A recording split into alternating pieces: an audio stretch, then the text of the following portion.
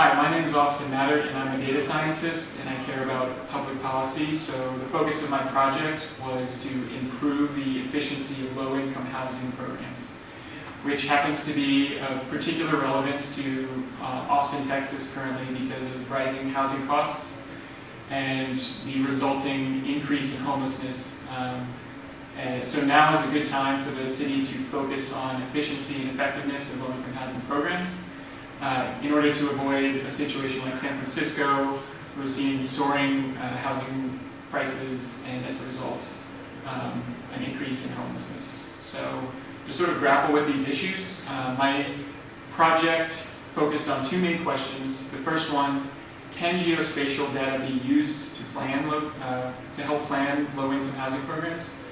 And then the second one, and maybe more important one, is how can we identify the best properties to buy for these programs? And can we use data to do that? So my project followed a pretty succinct workflow of web scraping, exploratory data analysis, and then finally feature engineering and model construction. And I'm going to dive into each of those, starting with web scraping.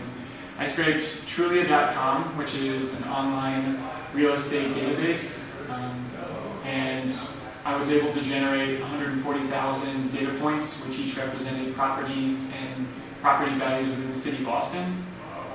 And for data munging and the rest of the project, I used the normal Python scientific and data science stack, along with some other modules, including Scrapey and Plotly for visualization.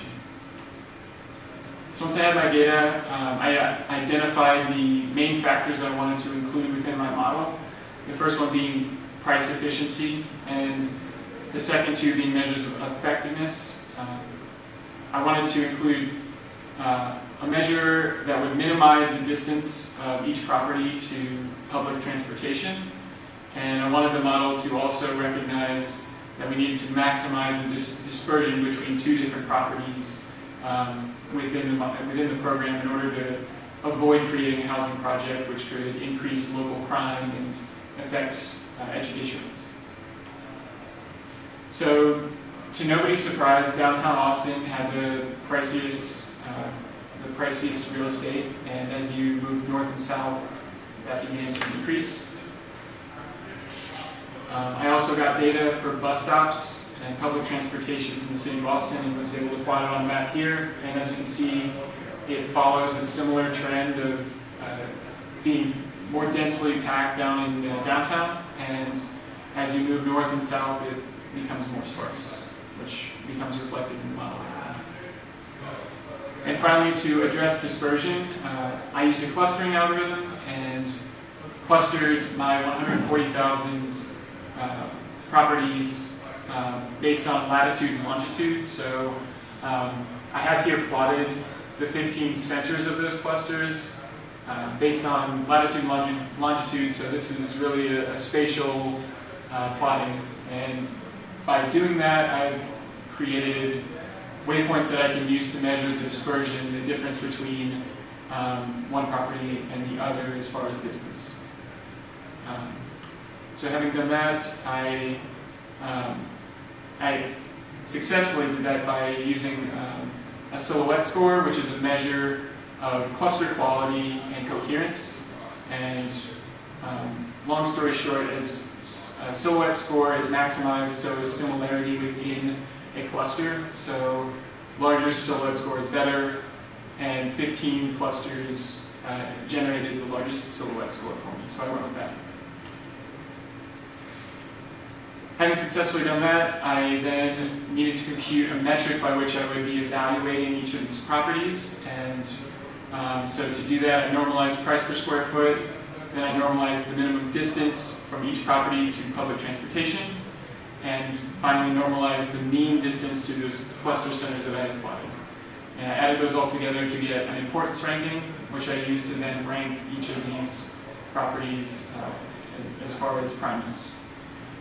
And so, having done that, I was able to generate some an actual plot of my 100 most prime properties for a potential program, which I think was actually relatively successful because of how it showed a good amount of relative dispersion, and then probably also a good amount of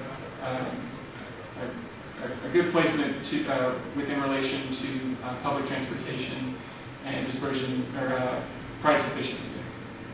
So I don't think it's a perfect model because there are a few clusters, and I think in a future work I can go back and use subclustering to sort of break those up. But I do think it was a successful first trial in showing us that in fact geospatial data can be used to help plan low-income housing programs. And a key takeaway I think I have is that even though it was super unsupervised learning that I used, you still have a large degree of control over the outputs based on the data that you feed it and feature engineering that you use. So, again, my name is Austin Matter, and I'm on GitHub and LinkedIn. And I encourage you to check out my repository for this project, which goes farther into details. So, thank you so much.